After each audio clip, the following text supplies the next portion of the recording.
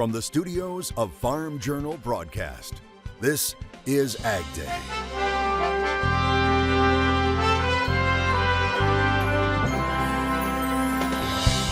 Reintroducing an endangered species.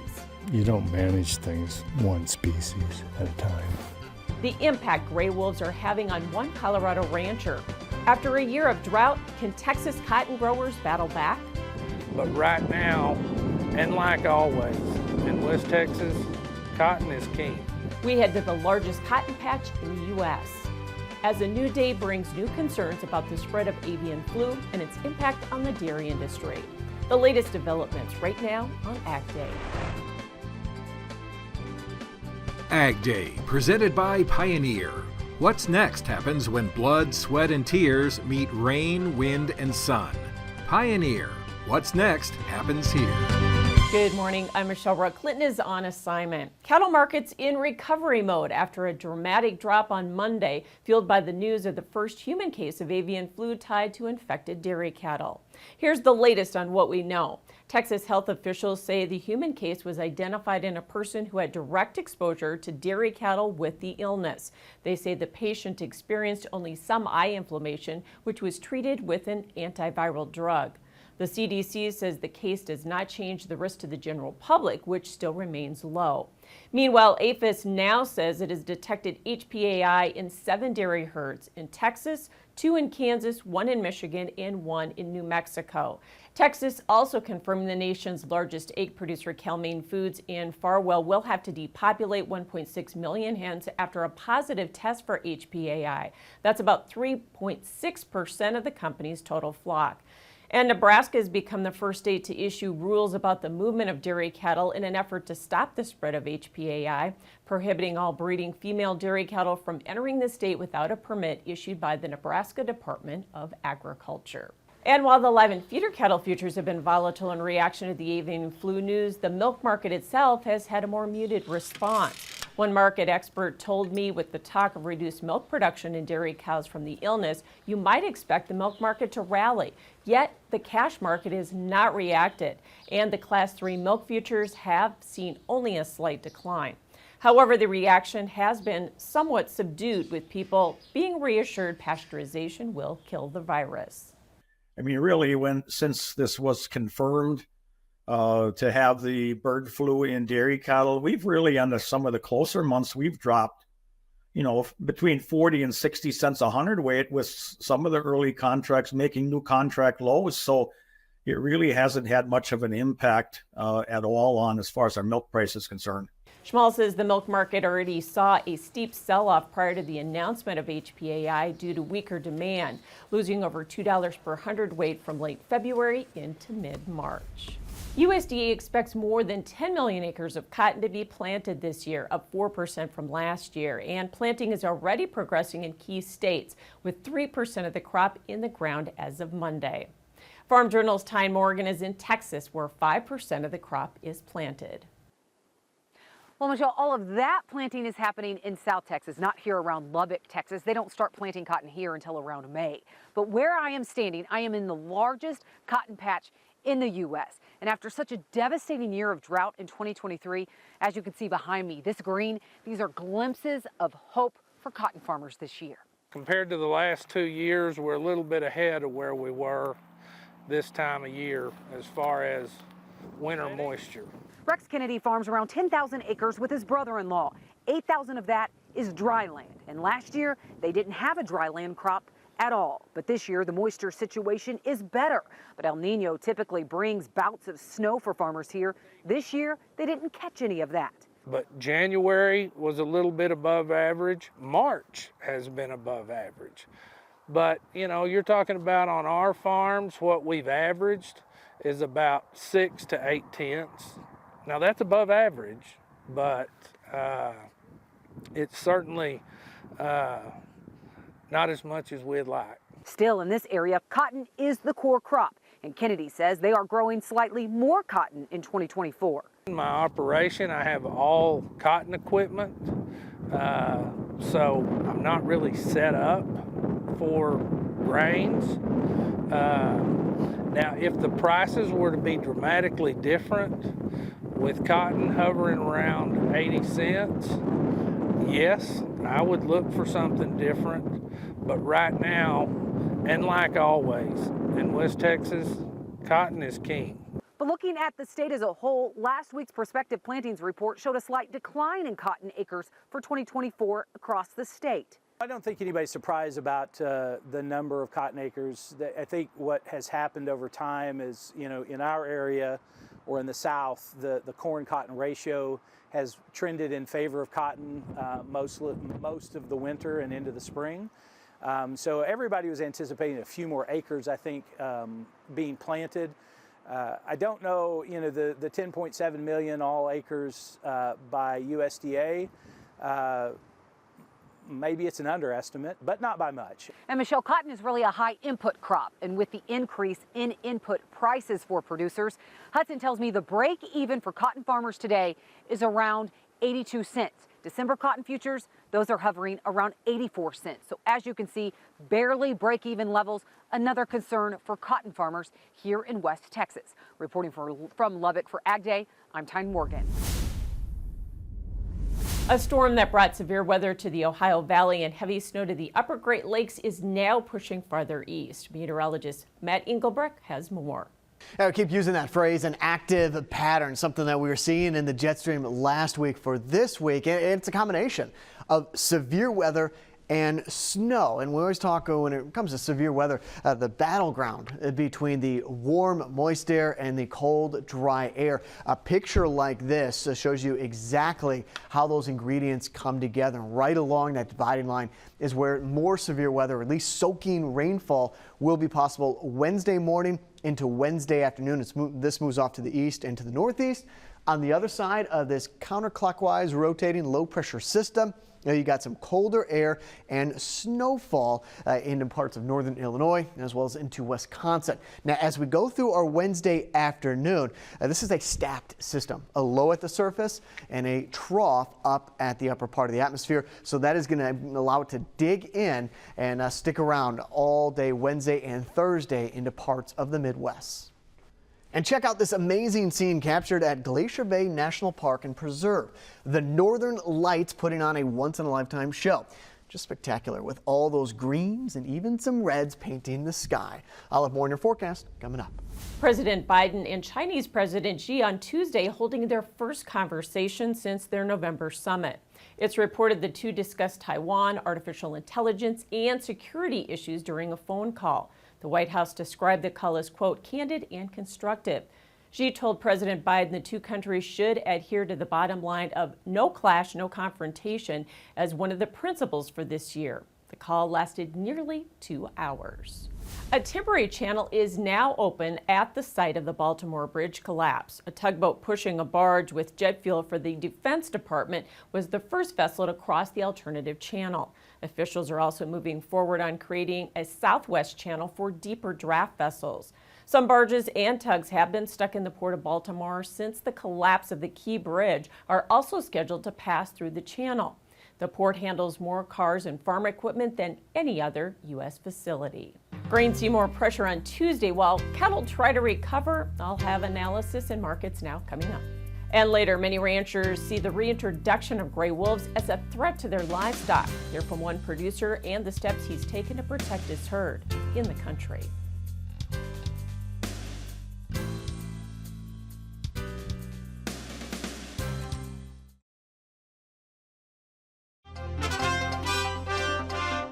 A lower day in the grains on Tuesday, but we did recover in the cattle market. Vince Boder is with us with Farmers Trading Company. And Vince, let's start off talking about the grain trade pressure. Did it come from outside markets or what was going on there on Tuesday? You could have had some from the dollar and other things that are going on, but I still think most of it is much like we saw on Monday. The market didn't rally after Thursday's bullish news, what you want to call in corn, and everybody started to look at, well, where are we going with all the extra acres? They didn't account for 3 point some on the original one and really close to 7 if you look at the bigger picture. Then they start to looking at where these going to come from, and when you didn't get support. I think you just get some people that might have bought into the thing liquidating. You may also have some people that needed to sell cash and say, when it didn't follow through on Monday and early Tuesday, maybe if I got to sell some cash, I'm doing some in the elevators, also doing some hedging on that.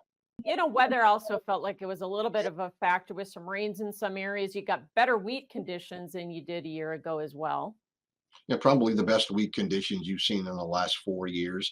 And again, there was people worrying about drought in the country, and there's probably areas that still are, but with this big system coming across and some that we may see over the next 2 or 3 weeks, it takes some of that pressure off. And I think like any other market, if you're going to keep going higher, you need to have something to feed it every day, whether that's money flow coming into it or whether it's good news. And right in here, there's not a lot of good news to do it, and I don't think there's a lot of money flow.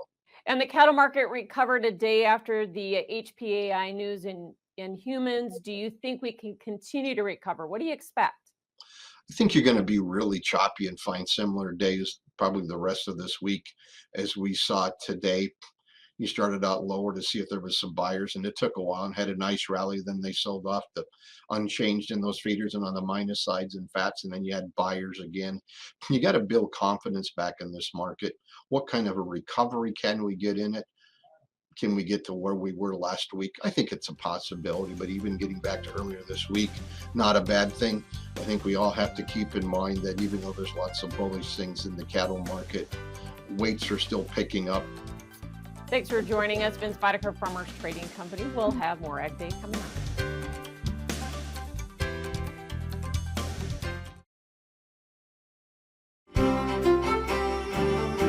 So just a little bit ago, we were talking about a stacked system. You called for these strong storms, and more importantly, a strong difference in temperatures. We were talking yesterday on Tuesday, the 80s in North Carolina and the 30s back up here towards Minnesota. You can see the system, low pressure system at the surface, and then at the upper part of the atmosphere, you got a strong low pressure or a trough digging in, a cutoff low, which is what you see here. And that's where we are. We're in the jet stream.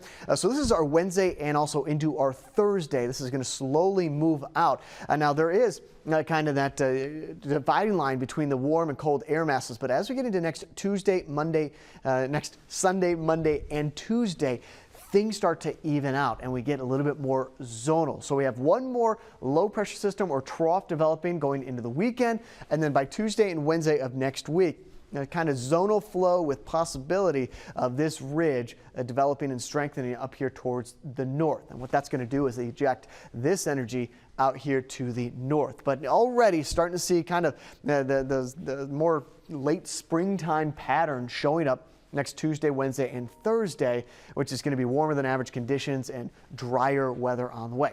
Now we have to get there first. Precipitation estimate through our Wednesday morning and Wednesday afternoon. This is going to be snow and also some what we call sleet in across the area, or groupal, that combination of warm and cold air in different parts of the atmosphere. It's a reason for that. Heaviest rain, though, check this out, up into the north and to the northeast as that atmosphere wrings out the sponge on the east coast and to the northeast. The blank spot, that's a ridge of high pressure, and that jet stream is showing just that. Warmer than average conditions and little to no rain.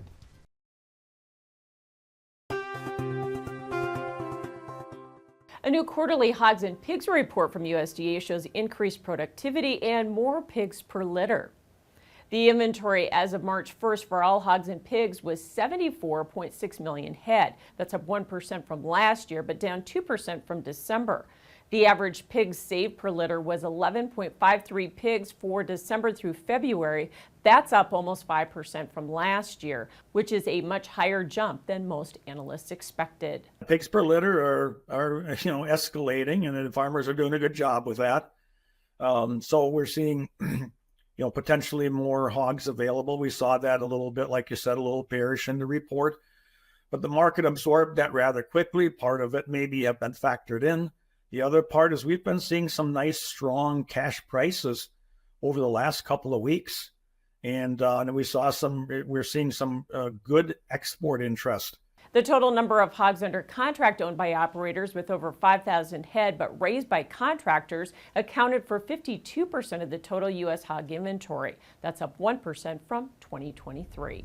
Beef and pork exports have a significant impact on the U.S. corn and soybean industries. That's according to a new study shared by the U.S. Meat Export Federation. The group says beef and pork exports accounted for more than $8 billion, contributing a total economic impact of 14.6% per bushel to the value of corn and almost 14% per bushel to the value of soybeans last year. Beef and pork exports also accounted for more than 512 million bushels of U.S. corn usage. To the corn farmer, you're at about 14.6% of the value of the dollar. In 2023, that would equate to about $1.95. Of course, that's $5.95 bushel of corn, but it's still 14.6% of the value of that bushel of corn. Pork exports accounted for almost 97 billion bushels of U.S. soybean usage. Gray wolves were recently reintroduced into Colorado, but there are strong feelings about them on both sides of the issue, as you'll see in the country.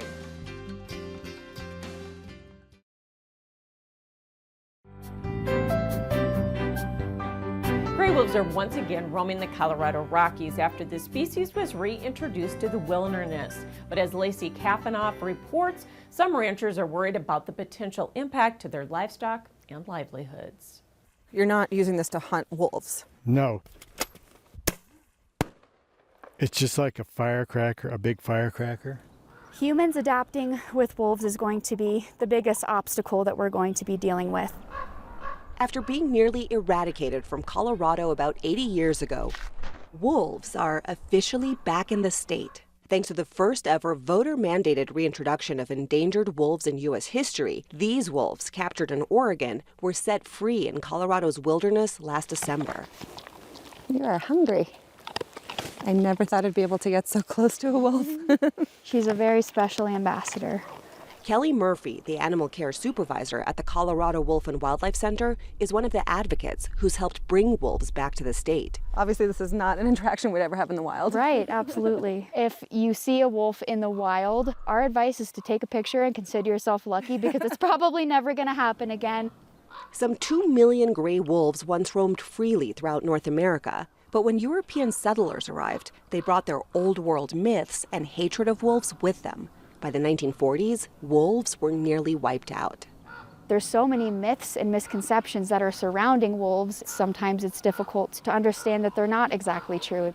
As an apex predator at the top of the food chain, they help keep certain animal populations in check, which in turn helps plants, trees, and other wildlife thrive. They are critical to maintaining the balance of our ecosystems, and that means that it's a more productive landscape for ranchers to also graze their cattle. So what did the wolf do to this specific cow? So he got a hold of her by the throat, and then he got a hold of her by the hind leg. It's healed a lot. Don Gittleson was fending off wolf incursions on his ranch in northern Colorado long before the ballot initiative. We had wolves here for several years. They've been coming from neighboring Wyoming, which reintroduced wolves in the 90s. To me, this is my home. To them, this is their home. And they're not just gonna leave. See these marks in the snow here? Are those the wolf tracks? That's the last time they came through. In Colorado, the wolf reintroduction proposition barely passed, with most of the votes in favor of reintroduction coming from urban areas like Denver and Boulder. People have very strong opinions about wolves, and it doesn't matter what side they're on. But here in rural Colorado, there's no confusing which side they're on. The state compensates ranchers for livestock attacks. But because it's illegal to hunt wolves in Colorado, Don has had to get creative, using donkeys. They bite, and they bite hard. Longhorns, and shooting blanks. As for fencing, it's a pretty big place to put a fence around. Yeah, 8-foot chain link fence to keep the wolves out. I have moose, I have mule deer, I have elk, and I have antelope that cross this country to migrate back and forth, and I would absolutely stop them from doing that. And I'm not willing to do that. You care about this landscape.